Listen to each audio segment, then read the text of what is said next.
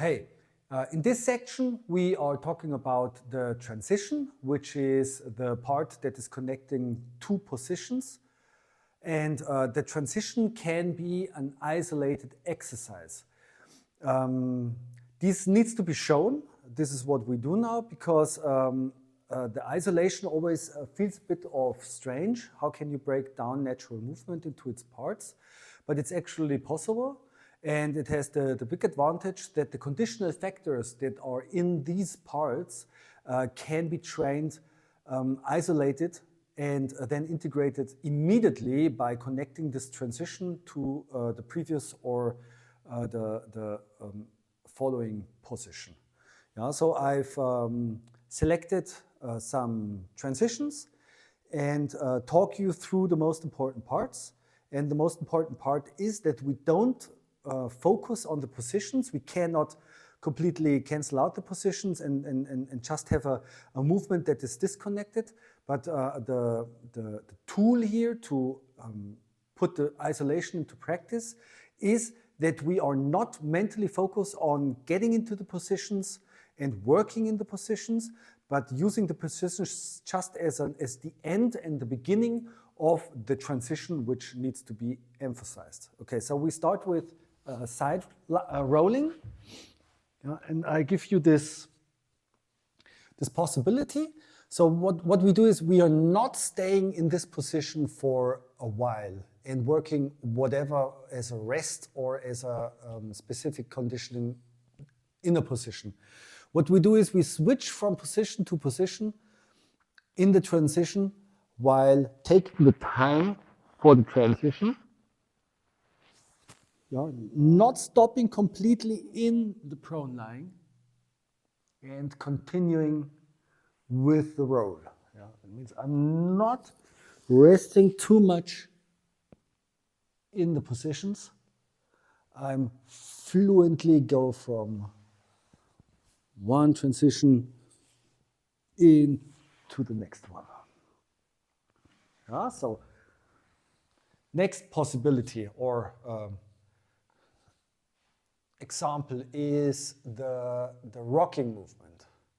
Yeah, so I show you three possibilities to get up. You know them already maybe, but there is the elbow roll, for example. And the elbow roll as a transition would look like this.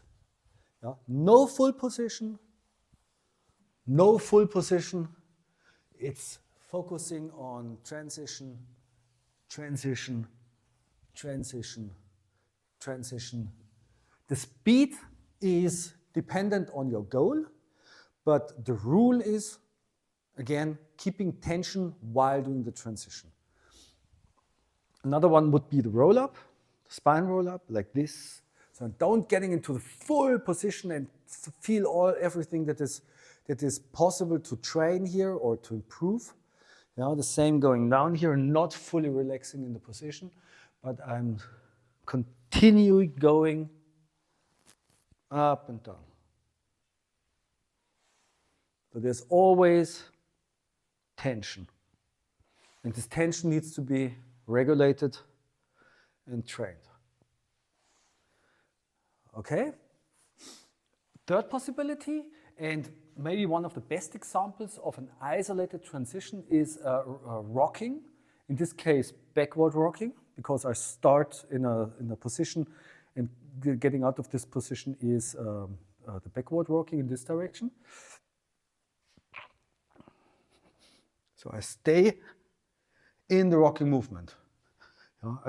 I cannot pause here, but I could pause here, but I don't do. I keep it rocking and rolling. Yeah, so we meet in sitting position and having two examples of a transition. One is a bigger transition, it's called a tripod transition. The training of this isolated tripod transition would look like this. So I post. So this is already some part of the overlapping of a position and the combining transition is to build up points of support that are necessary for the transition. Yeah, so okay, this little movement actually can be seen as a transition, has a bit of an ankle, wrist mobility, and it has a bit of a range of motion movement here. Okay, so could be a transition in itself. The target transition is the tripod transition. Yeah, so this would be also some preliminary work. Yeah. So now comes the center. It's this movement, transitioning forward and backward. And there's also progressions in it. Yeah, you can just do this little movement as a start. Yeah, you can add this. You can have a little support in the reaching forward and reaching backward. Tension will always be kept because of the supports. Yeah, and if you really want to exaggerate it because you want to make a reaching movement out of it, or something that is actually challenging the transition itself to an extent that maybe is not necessary for the practical application, but for the conditional adaptation. Yeah. So it would be a reaching movement as far as possible forward. My counterbalancing gives me an additional few centimeters, the same as reaching backward.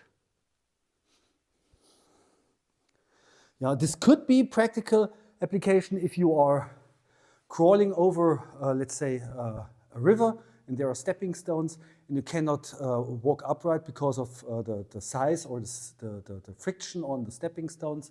You're reaching for points of support to move over a little gap, for example.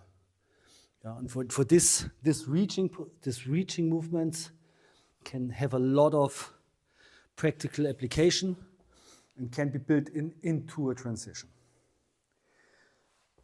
Okay, a next very small transition is the open half bend sit and open half kneeling. So it's this, yeah, having a full PTP, position plus transition plus position. It would look like position, transition, position. If I focus on the transition, it would look like this.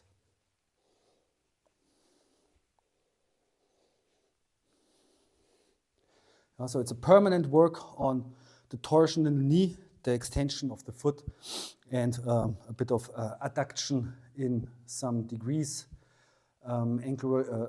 hip joint range of motion into the category of mobility. Okay, let's go for the last one. Let's just take we have the tall kneeling, tall half kneeling. We have the open tall kneeling, and what we use now is transition into upright stance. And again, the example of PTP, position, transition, position. Isolated transition would look like this.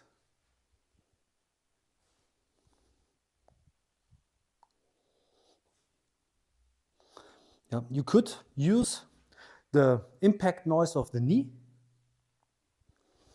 to feel if it's coming down, full body weight loaded, it would be already tapping into the position.